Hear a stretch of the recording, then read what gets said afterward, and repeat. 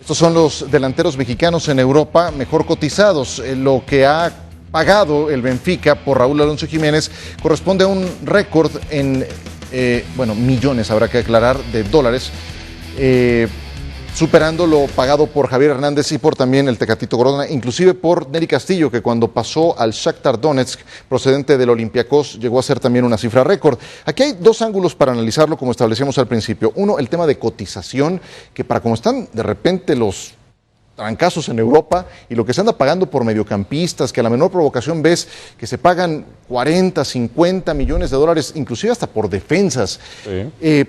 Hoy que sean 24 millones y que eso corresponda a un récord, siendo un delantero mexicano, quiero que me den su opinión. Y otra cosa, el terreno futbolístico, porque hace 2 años apenas hizo un gol Raúl Alonso con el Atlético de Madrid. Pasó el Benfica y tampoco fue titular, aunque anotó algunos goles muy importantes para la coronación del equipo luso. ¿Por dónde le quieren entrar?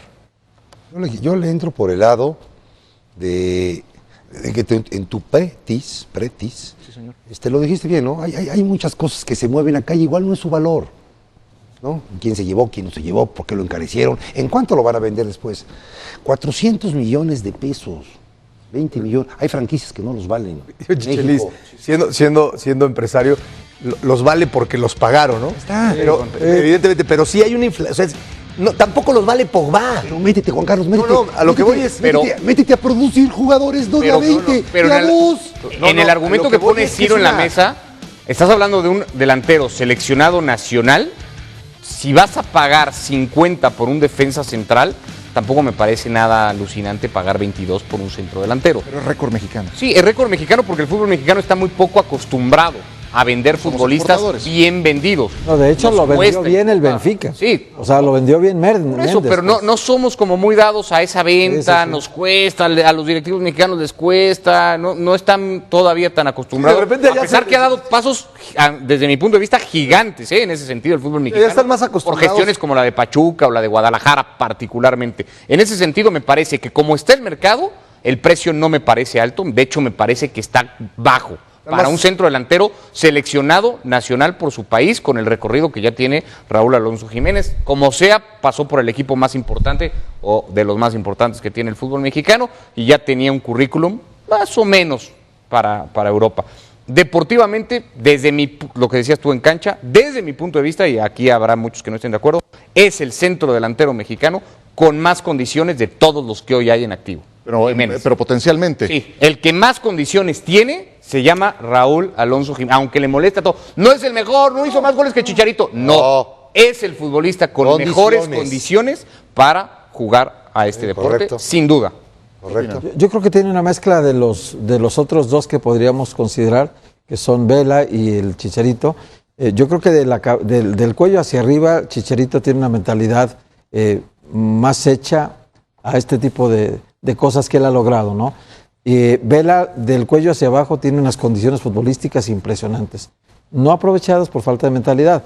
Y Raúl Jiménez me parece que tiene las dos cosas. Puede ser segundo lugar en las dos categorías, ¿no? Sí, claro. Eso lo convierte en lo que dice Ricardo. Pero un segundo lugar, bien lo dice Ricardo, un segundo lugar muy cerca de superar a los otros que están en primero.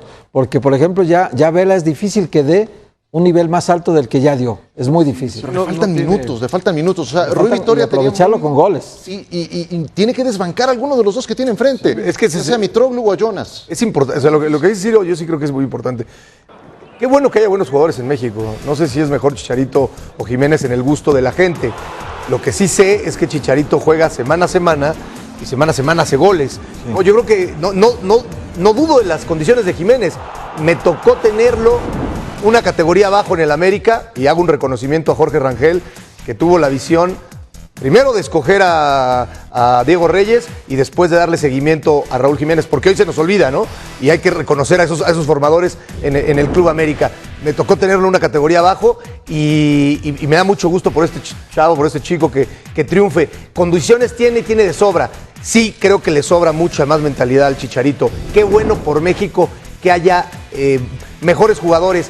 No sé si los números digan o no digan lo que es en la cancha, pero también es verdad lo que dice el señor Push, no estamos acostumbrados. Yo recuerdo cuando se vendió al Manchester United a la Bruja Verón en una millonada, y sí era un gran jugador, pero ni por mucho era el jugador más importante que hubiera tenido Argentina en su historia, y lo vendieron mucho más caro que el mismo Maradona, ¿no? Tiene que ver con lo que decía Ciro al principio. Hay que ver inflación, año de venta, etcétera, etcétera. Agente, que eso es muy La importante. gente, eso es. A él lo Eso es muy representa importante. el superagente. México no está acostumbrado a tratar con el señor Méndez. Si el señor Méndez hubiese vendido los jugadores, todos estos que se han ido a Europa, obviamente no hubieran costado esto, hubieran costado mucho más. Este es el primer jugador que vende Méndez. Bueno, que coloca cuando- Méndez. Y entonces, ¿Pero ¿sabes por qué no? bueno, las relaciones, lo que cómo se mueve, mil cosas, ¿no? No, porque cuando el Atlético de Madrid dijo lo quiero comprar, no apostó por el precio que ponía el América. Y Méndez dijo 50 y 50. Tú pones $5.5 millones, yo pongo 5.5 y lo compramos al 50%.